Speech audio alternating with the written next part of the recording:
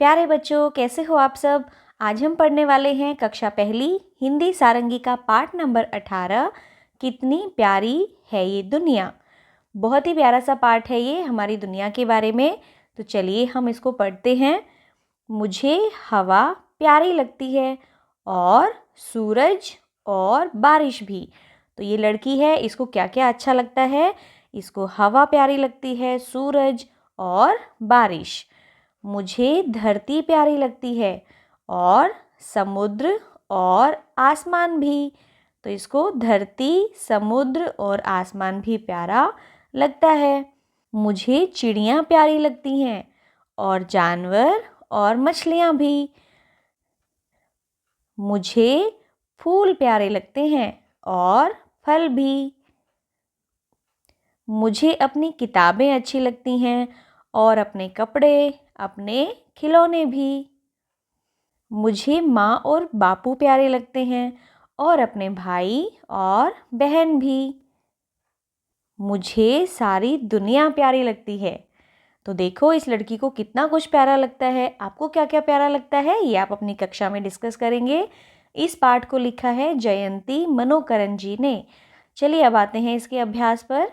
बातचीत के लिए पहला है, आपको इनमें से क्या क्या अच्छा लगता है और क्यों। हवा, बारिश, फल, फूल, खिलौने, धरती। तो क्या आपको हवा अच्छी लगती है? अगर हाँ तो क्यों अच्छी लगती है? क्योंकि हवा से हम सांस लेते हैं। बारिश क्यों अच्छी लगती है? क्योंकि बारिश में हमें नाव चलाना अच्छा लगता है। फल क्यों अच्छे लगते हैं? क्योंकि फल खाने से हम स्वस्थ होते हैं। फूल क्यों अच्छे लगते हैं? क्योंकि फूलों से हमें अच्छी खुशबू मिलती है। और खिलौने, क्योंकि हम खिलौने से खेलते हैं। धरती क्यों अच्छी लगती है? क्योंकि हम सभी धरती पर ही रहते हैं। तो इस तरह से आप लिखेंगे। अब है, इसके अतिरिक्त आपको क्या अच्छा लगता है। नीचे दिए गए वाक्य को पूरा कीजिए। मुझे अच्छे लगते हैं, तो आपको ये बताना है आपको क्या अच्छा लगता है और क्यों अच्छा लगता है। तो ये तो आपको ही बताना पड़ेगा। आपको अपने मित्रों से भी पूछना है कि उनको क्या अच्छा लगता है। फिर है, कहानी में आए प्यारी शब्द पर गोला लगाइए और लिखिए। तो आप कहानी में जाएंगे, जहाँ पर भी प्यारी आया है उसको आप गोला लगाएंगे और नीचे उसको लिखेंगे। अब है शब्दों का खेल। अपने शिक्षक की सहायता से नीचे दिए गए शब्दों को पढ़िए। पहली ध्वनि पहचानिए। तो पहली ध्वनि क्या होती है? जब भी हम किसी शब्द को बोलते हैं तो सबसे पहले जो आवाज़ आती है उसको कहते हैं पहली ध्वनि। तो आपको ये पढ़ना है और उसकी पहली ध्वनि बतानी है। पहला है धनुष, तो इसकी ध्वनि हो गई ध। ये है फूल, इसकी पहली ध्वनि है फ। खेल, इसकी पहली ध्वनि है ख। फल, इसकी फ। खिलौना ख। तो ये हो गई इसकी पहली ध्वनि। अब देखो, ख, फ और ध की ध्वनियों वाले अन्य शब्द बताइए। ये ध्वनियाँ शब्द में कहीं भी हो सकती हैं। तो यहाँ जो हमने शब्द देखे उसमें तो ये ध्वनियाँ पहली थी। अब हमें कुछ ऐसे शब्द बताने हैं जिनमें ये ध्वनियाँ बीच में भी आ सकती हैं, आखिर में भी आ सकती हैं। ठीक है, तो मान लीजिए हम ख की बात करेंगे तो ख से हम क्या लिख सकते हैं? खरगोश लिख सकते हैं और खास लिख सकते हैं और राख लिख सकते हैं, इसमें पीछे आया है। और चख लिख सकते हैं, इसमें भी लास्ट में आया है। अब हम बताएंगे फ से कौन कौन से शब्द बन सकते हैं। तो फूल और फल यहाँ पे दिया है, हम बना सकते हैं फिर, और हम बना सकते हैं फीस।